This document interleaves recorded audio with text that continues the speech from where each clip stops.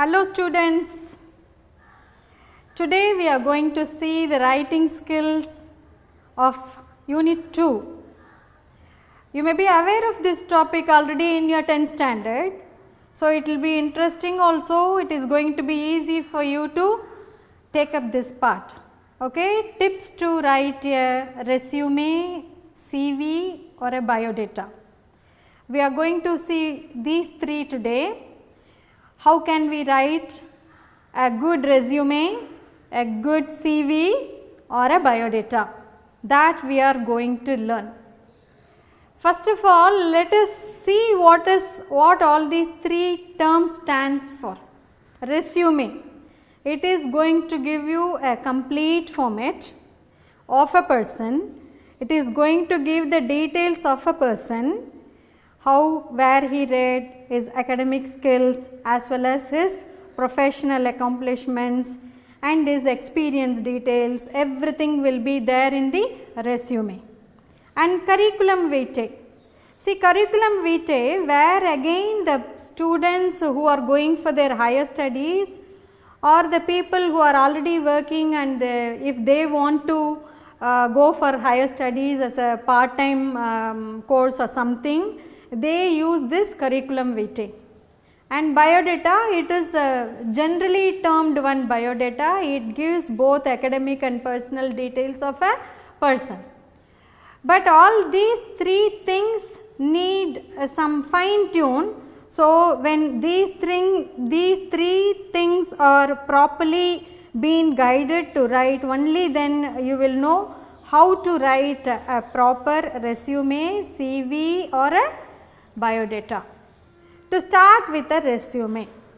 See, the leading companies, the person who already in work phase, if he wants some shift from one company to the another company, or the person who has completed his education, academics and just dives into the workforce for the first time, he need to write this resume very carefully, because all he has to do is the resume should help the appointment authority to give weightage to this person after reading his resume.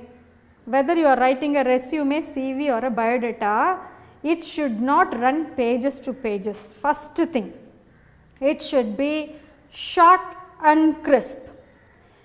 The concise ideas of a person will reach the person easily. Instead of giving a number of ideas about a person, give him what is required. So, in your idea now you may come to know whether these things need to run for few pages or 1 or 2 pages is fine. So, ensure that it is not lengthy. Okay, it should be short and crisp. Even we were told that even the resume or a CV, it should not even go to the second page. Complete it in one page. Now, the ready-made templates are available. Use the templates. Let us see some more deep about this CV. What is this CV? See, after completing the graduation or the post graduation, students they want to go abroad to continue their research studies. So, when they draft application for that, they need to give so many other details also. What sort of details they would give? Along with their work experience, along with their academic achievements, they would give their strength, and with that they would say that, and through all these years they had worked with these people, and they had this social service natured people, or they volunteered these things, everything will be included. So, you know that to get a scholarship from foreign countries, from foreign universities, you need to give an elaborate account of or elaborate details about your academic achievements, and with that it is not enough, you need to give reference. Why reference?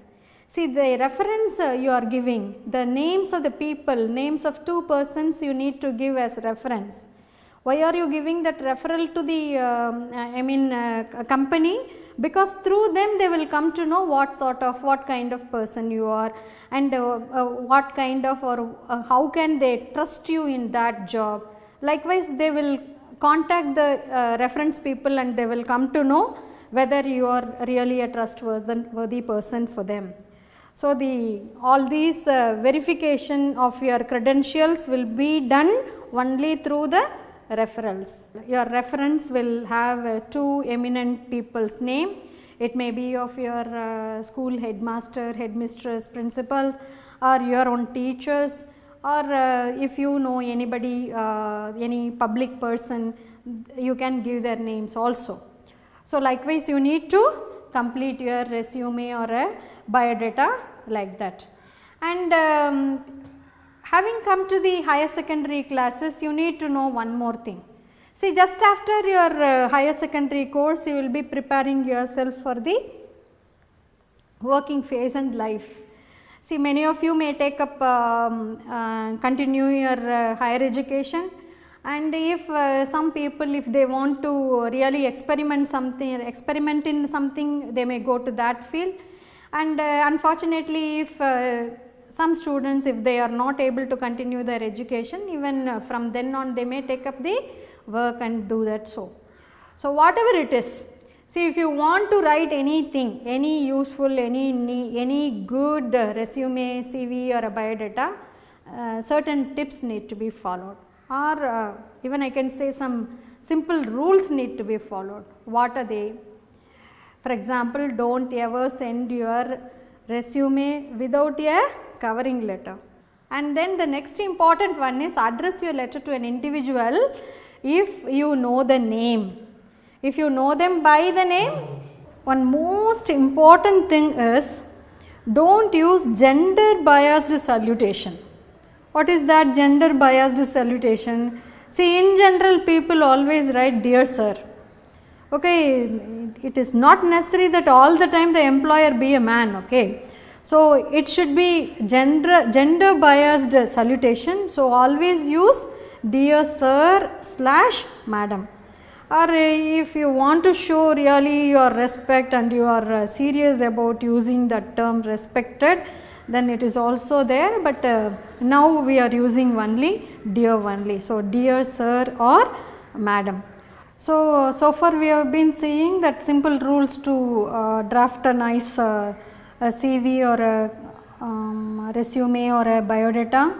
So it is essential that your resume or all these things you need to send along with one covering letter, but in the covering letter you need not mention that your CV or a resume or a biodata is attached. It is understood, obviously it is understood that it is attached with that. So please do not use that cliche that please find the attached resume or CV. So along with all these details, if you send your biodata, definitely the potential employer will give a call to you. So ensure that before sending your details to the employer, there is no grammar mistake, grammar error or spelling error in your resume as well as in your covering letter. And the most important thing is, please do not use any emoji. Do not write any emoji, whether you are using any conventional applying conventionally or through electronic medium. Please do not ever use such things, because it will show to the employer, it will show to the authorities that you are simply immature. So ensure that with all matured items you are sending your CV or a biodata or a resume to the employer.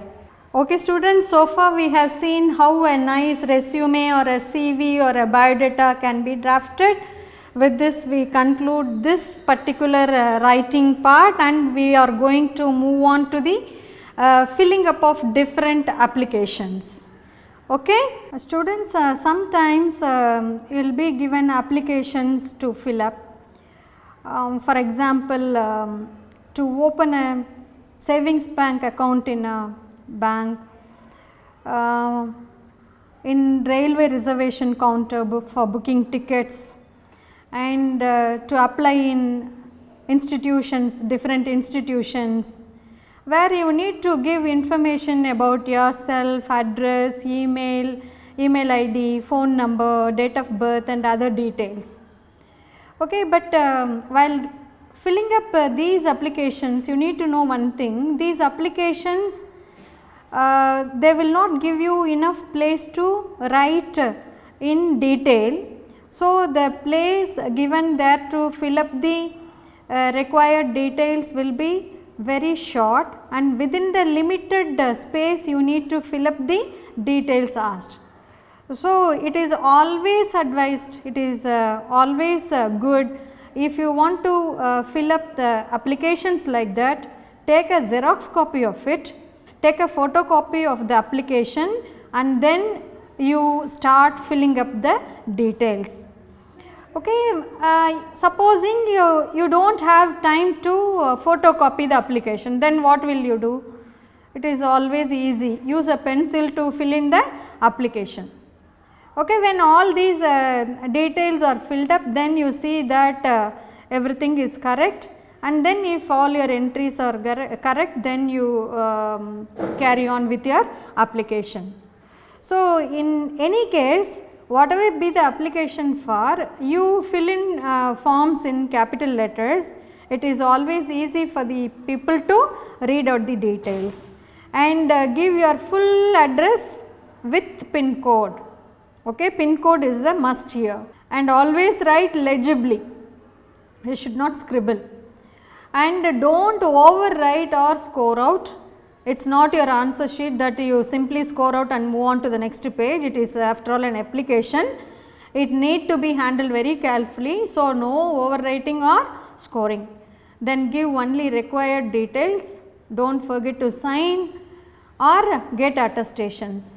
In some applications you need to simply sign and submit, and in some applications you need to get attestation from the officials, and then you need to submit them. And mention the date of applying, it will be always easy to locate your applications, and double check before filling up the original form in ink. So, once you fill up the application with the pencil, ensure that you have filled up everything, and then if you move on to the original one, it will be easier for you to give the details, and so that you will not even make any mistakes over there. So, another important thing is, wherever you apply, take a photocopy of the filled up form. It will definitely it will help us in the future. So, for our future reference, you need to take a photocopy of the filled in application, and checklist documents need to be checked. See, for applying different, or for submitting the different applications, sometimes you need to attach different documents. For example, passport size photo, ID proof, address proof, your academic certificates, degree or diploma certificates, and if you are physically challenged, you need to attach a disability certificate, and income certificate, community certificate, and if you are already the recipient of any scholarships, you need to mention that, you need to mention the you need to attach the proficiency or merit certificate, and if you have any extracurricular certificates, that also to be enclosed, and along with everything you need to attach the demand draft or a check for your payments, and the email ID for communication is very, very important. Okay. Then we will move on to the application, that is filling up the demand draft. See, even now the students or the people with higher qualifications, sometimes they may also struggle to fill up the forms like DD forms or reservation forms, and it shows that it does not it really it is not correct that they do not know to fill up the application. The thing is these applications will be filled up by somebody, some other, and they will be utilizing these all these days.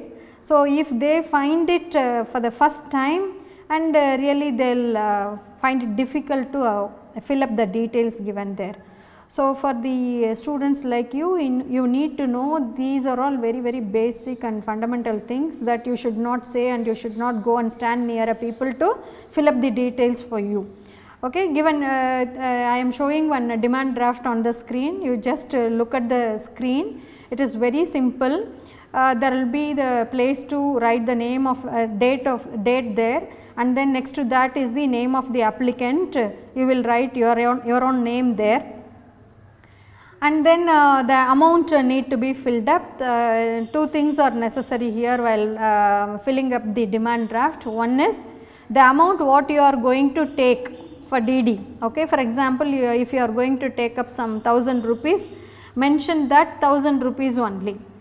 Applicant, you have to mention the amount in words, write in words 1000 only, and below that there will be a table where you will mention that amount is 1000. And while filling up this, you need to know one thing: in banks there is a service charge for this. So, that surcharge you need to ask from the counter, and the people will guide you how much to be given for that amount. You need to fill up that amount and mention that in the total. Ensure that you are writing that total only for that purpose, and the amount you are going to take up as the DD only should reflect in the counter file as well as on the main sheet. For example, if you are going to take up the 1000 rupees DD, meaning you need to mention 1000 only, and if the commission is 40 rupees, do not mention 1040 only. Okay, you need to mention only the DD amount, that has to be given there in words as well as in numerals, and you need to fill up the the exchange or something will be given there, that need to be filled up, and whether you are giving that in cash or by check, those details have to be filled up. If it is cash, then you need to fill up the denominations, and if you are giving the check, means you need to give the check details like number of the check number and date, and also the name of the bank also you need to give. See, one thing you should know, boys, you all might be knowing this, instead I am just reminding you of this. See, if you have a bank account in one bank and you are going to take up the DD in some other bank, no problem, you can always go and take. Okay, it is not necessary that you should go and take the DD in the same bank, same branch. This is all very silly maybe, but you should know this. See, even if you are not even if you are not having any account in the bank, even though you do not have a bank account in that bank, you can always go and take a demand draft. Okay, there you can use the check, your own check, or if you do not have a check, you can use cash also. Fill up the details, and there in favor of, now you filled up the details in the counter file, that you will get it from the bank after paying that money and after you receive that DD. See, the other part is the main part where you need to fill up important things. What is that? You need to mention date, it is there, and then to whom the DD has to be addressed. For example, if you are applying for one university, for example, to the registrar Madurai Kamaraj University, to the registrar University of Madras, to the registrar Annamalai University, like that, to whom you need to address, that DD has to be given, that address has to be written there. Do not write your own name there, because you have given your name as applicant on the counterfile side. Here we are giving the details of the DD content. We are favoring the DD to somebody, no? We are going to give the details about that designated person in this place, or even to the individual. And here also you need to mention in words as well as in numerals, and you will write your name as well as your signature. And if the amount exceeds 50,000, you need to produce your PAN card and all, that you always know the bank officials will guide you on that. See, in the same way, wherever you go, whether you go to the post office to open the savings account in the savings bank account in the post office, or wherever you go, all these details need to be given correctly. Okay? While you are opening up the account for the first time, you will not be mentioning your account name, you will be mentioning your name only, applicant's name. All those account details, account number will be given by whom? That will be given by the office people, office use only. You cannot assign yourself one account number. Okay students, you cannot assign the account number on your own, it will be given by the bank officials or the post office people, all the people who is there to do this work. So, ensure that. So, for example, there is another application on your textbook, that is post office savings bank application is there. There you need to fill up again name of the application, applicant, and also guardian name must be there. Why guardian name? If the applicant is below 18 years, he has not completed his 18 years, it is always advisable to give one guardian's name. And you also, there will be a provision that if you are an adult and if you completed your 18 years and if you want to open up the account individually, then there will be a column where you need to give the nominee also. So, whatever information asked in that place need to be filled up. These nominee details are very, very important. So, residential address you need to give, and you will be surprising to note that there will be 2 or 3 columns in these applications, both in bank as well as in these post office applications. What are these for? Because in those applications you can see first applicant, second applicant and third applicant. See, if you are opening an opening one account and 3 of you or 2 of you want to operate, means you can give both of your details. Okay, I repeat, if both of you want to open up an account and if you want to maintain one single account, both of you can together open an account, where you need to give first applicant's details in that column and respectively in the respectively in the second applicant's column. Give all those details, all are very, very easy to fill up. And here also, wherever you write, PIN code is very much important. Give proper PIN code, also give proper mobile number, and it is always advisable that if you give your phone number, ensure that you are having that phone number, because on and off if you go on change your phone number, it can't be go and altered again and again, changed again and again in the bank or the post office. At least for your personal use, you need to have one single number, phone number. It may look silly, it may sound silly for you if I say like this, but you will be come to know in future that many people are having so many numbers, and if you call them one after the other in all the numbers, you can't you can't reach that person. So, it is always essential that you will be contacted in one mobile number. And applicant's date of birth is really very important. And nowadays PAN number is also very essential to open up the savings account. So, what I want to say here is, if you want to open up an account, always take all these documents with you. So, whatever documents they want, you can simply produce and open up the account. If you go to the if you go to different places like bank or post office or railway station without any document, if you are asked to show up the document, if you do not have any proof with you, then definitely you can't complete the work on that day. You need to come back all the way from that place, and you have to go and redo the work. So, it is always advisable that you take up the relevant documents with you wherever you go. And similarly, very important thing is reservation and cancellation of seats in the railway counters, that also you need to know, because all these things practically students, all these applications are given to you. Why? Because see, after all, we are preparing ourselves for our life, not for this 11th and 12th standard board exams alone. So, more than examination, we need to know so many things to lead our life. So, all these are really important. So, pay attention to these things, and you have applications in your textbook itself.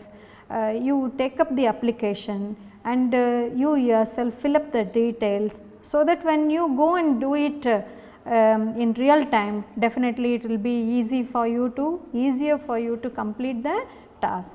So, with that the applications is over. Okay students, so far we have seen how a good CV or a resume or a biodata can be written. Followed by that, we have seen how to fill up the challan for DD. So, all these applications we have seen so far. So, I hope that definitely these information will help you to do these tasks in your real time. On page number 47 and 48, there are applications on your textbook. Ensure that after watching this video, you go sit up in one place and you just read out the application first and see the details, various details asked on the application, and then fill up the application in your textbook itself. It is the task today. Homework today is on page number 47 and 48. There are applications. Those applications need to be filled up by you. With this, I conclude today's session. Thank you, students.